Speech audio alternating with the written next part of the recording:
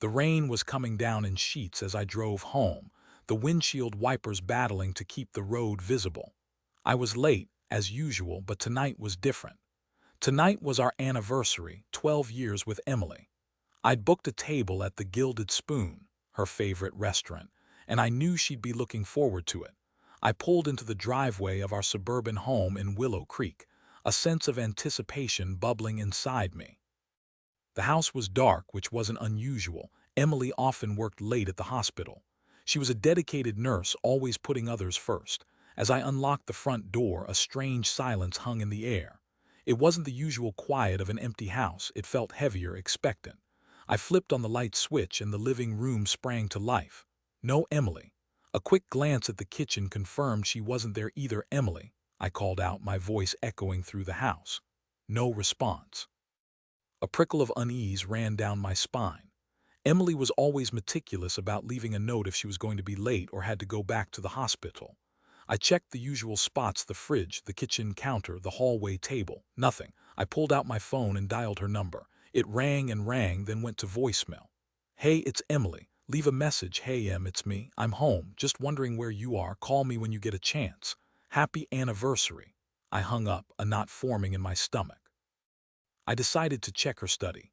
It was a small room off the living room, filled with her books, medical journals, and mementos from our life together. The door was slightly ajar. I pushed it open, and that's when I saw it. On her desk, amidst the clutter, lay a letter. A handwritten letter addressed to my dearest Emily. The handwriting wasn't mine. It was bold, looping, and unfamiliar. My heart began to pound in my chest. I picked up the letter, my hands trembling. I knew with a certainty that chilled me to the bone that this wasn't going to be good. I sat down heavily in her chair and began to read. "Dearest Emily, I can't wait to see you tonight. I've been counting down the hours until we can be together again. The thought of your touch, your kiss, your embrace, it consumes me. I know it's difficult keeping this secret, but it will all be worth it in the end. Soon, we won't have to hide anymore. Soon, we can be together openly without fear or guilt. I've made reservations at the Cozy Nook, our little sanctuary. I'll be waiting for you at 7:30. Don't be late. I have a surprise for you. All my love." Marked letter fell from my numb fingers, fluttering to the floor. The Cozy Nook. That was a small, secluded restaurant on the other side of town. A place Emily and I had only been to once, years ago. A place she had always said was too cheesy for her. My mind reeled. Mark. Who the hell was Mark? And what secret was he talking about? The words fear and guilt echoed in my head, each syllable a hammer blow to my heart. I felt a surge of nausea, a wave of dizziness. I stood up, knocking the chair over. It clattered to the floor, the sound deafening in the silent house. I had to know. I had to find out the truth. I grabbed my keys and ran out of the house, the rain soaking me to the bone.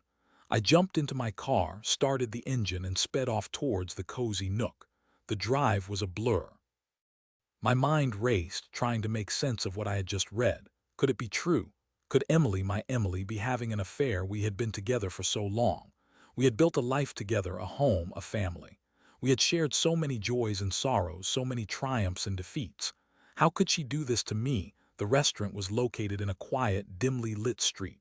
I parked across the road and got out of the car, my heart pounding in my chest. I stood in the shadows, watching. At precisely 7:30, a car pulled up outside the restaurant. A woman got out. It was Emily. She was wearing a black dress, her hair styled in a way I hadn't seen in years. She looked beautiful, but there was a nervousness in her eyes, a furtiveness in her movements. She hurried inside the restaurant. I waited, my breath catching in my throat. A few minutes later, a man emerged from the restaurant and walked around to Emily's side of the table. He leaned down and kissed her. I couldn't see his face clearly from where I was standing, but I could see enough. He was tall, handsome, with dark hair and a confident swagger. I felt a searing pain in my chest, a pain so intense it almost knocked me to my knees. It was like a physical blow, a punch to the gut. My world tilted on its axis. Everything I thought I knew, everything I believed in, crumbled around me. I watched them for what seemed like an eternity, their faces illuminated by the candlelight. They laughed, they talked, they touched each other's hands. They looked like lovers. I couldn't take it anymore. I turned and walked back to my car, my legs feeling like lead. I got in, started the engine, and drove away, the rain blurring my vision.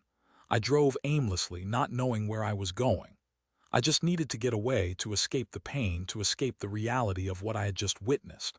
I ended up at the beach, a place Emily and I used to go to when we were first dating. The waves crashed against the shore, the sound a mournful echo of my own despair. I sat on the sand, the cold seeping into my bones. I stared out at the ocean, the vastness of it mirroring the emptiness I felt inside.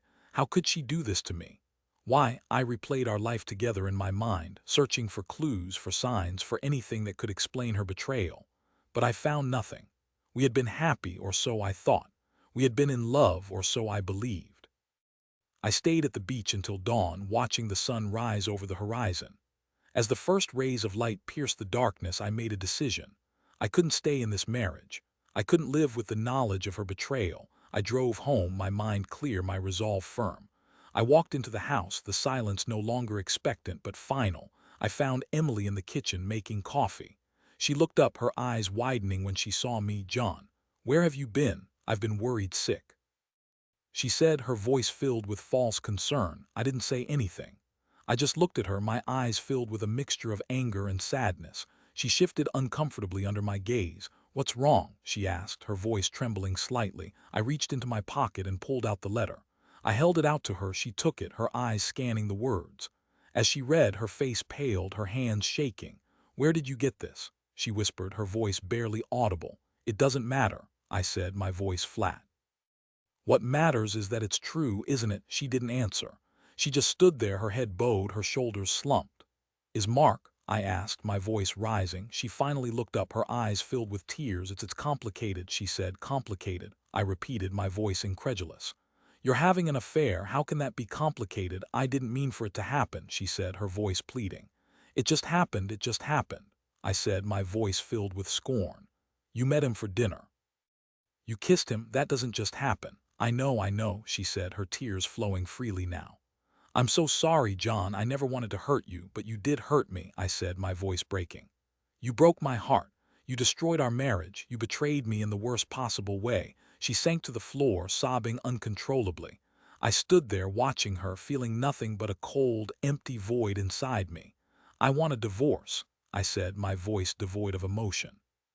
She looked up, her eyes filled with shock and disbelief. "No, please, John, don't do this. We can work through this. I promise it will never happen again," she begged. "It's too late," I said, my voice firm. "I can't trust you anymore. I can't live with you anymore. It's over." I turned and walked out of the house, leaving her sobbing on the floor. I didn't look back. I spent the next few months dealing with the divorce. It was a messy, painful process. Emily tried everything she could to win me back, but I refused to budge. The trust was gone, and without trust, there was nothing left. I learned that Mark was a doctor at the hospital where Emily worked. They had been having an affair for several months. He was married too, with 2 young children. The news of their affair spread like wildfire through the hospital. Mark's wife, Sarah, was devastated. She filed for divorce and took custody of their children. Mark lost his job and his reputation. Emily was ostracized by her colleagues and friends. She eventually moved away, starting a new life in another city. As for me, I was left to pick up the pieces of my shattered life. It wasn't easy. There were days when I felt like I would never be happy again.